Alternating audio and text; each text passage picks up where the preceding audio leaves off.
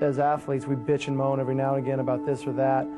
And if we ever to just, times like this, you stop and think about just how, not only how good we have it, but what kind of a system we live under, what freedoms were allowed. My great-grandfather was at Pearl Harbor, and a lot of my family has given up, has gone and fought in wars, and I really haven't done a damn thing as far as laying myself on the line like that. And so I have a great deal of respect for those that have and what the flag stands for. Pat Tillman was all about doing what he firmly believed in his heart was the right thing. The words, honor, integrity, dignity, commitment, they were not just adjectives with Pat Tillman. They were realities in his life, and that came through very loud and clear. He came with integrity and intelligence and principles, and he was charismatic. Here was a guy that was undersized, but had overcome, and then was a very brilliant guy. Graduated early from Arizona State, and was a guy that was very, very unique. And as you got to know him, he could converse on a lot of subjects. He would argue any point. To get out that door, you have to pull the handle and pull it. No.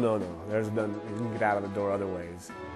Last month, he turned down a lucrative offer with the St. Louis Rams, a team contending for the playoffs. It would have given him a huge pay increase, but he decided to stay here with the Arizona Cardinals. Money was not an issue for him because it would be easy to be rich in his mind. If I were to go to the Rams, they're already a great team, and I think being here, seeing this thing come to kind of fruition, whatever you want to call it, kind of the way it was at ASU, I'd really like to be a part of something like that. And the selfish deal, I like it here. This place treats me well.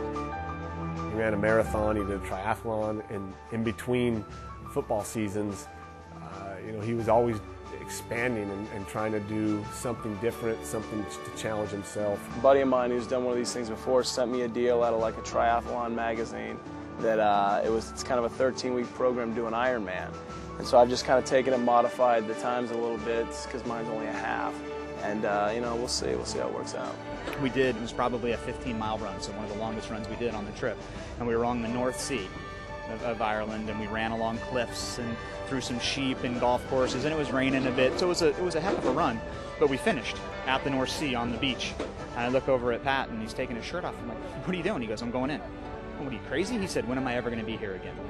And I thought, what a great attitude, what a great way of looking at it, of seize the day or carpe diem. Being at Tonazona, there was a swimming hole, and we'd get an afternoon off, we'd go down and swim in a little river that went by, and there was a rock cliff that went up probably about 25 feet or so.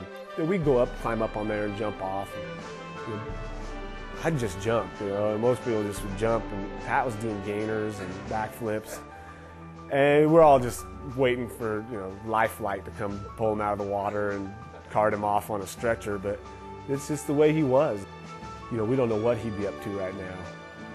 He could be, on Mount Everest or living in a hut in Tibet. I have no idea. The flip-flops, jeans, long hair, hey dude, cool, that's what he was. When Pat came to ASU, he got the last football scholarship.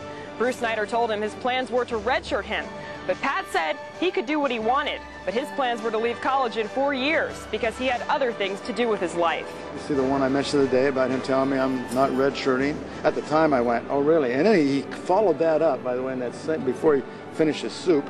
He said, it was over lunch, he said, oh, by the way, and I'll start by the end of the season. Pat was very, very tough, but soft. Very physical. He loved being physical. Shoots it over the middle, and what a hit! Pat Tillman knocked the helmet off of Isaac Byrd. I was lucky to know Pat, to be able to play with him for 3 years at ASU, and then to play with him in Arizona for a few years. Life was not a redshirt option for him. You knew he was remarkable when you had him. I mean, it was like, oh, whoa, this guy is special, and he was. He saw himself as no different than any other young man and woman that had made a decision to serve our country. We are such a free society, and we look at that flag, and I've always had a great deal of feeling for the flag, but even someone who considers themselves that way, you just don't think about it all the time. You don't realize what it gives. You don't realize how great a life we have over here.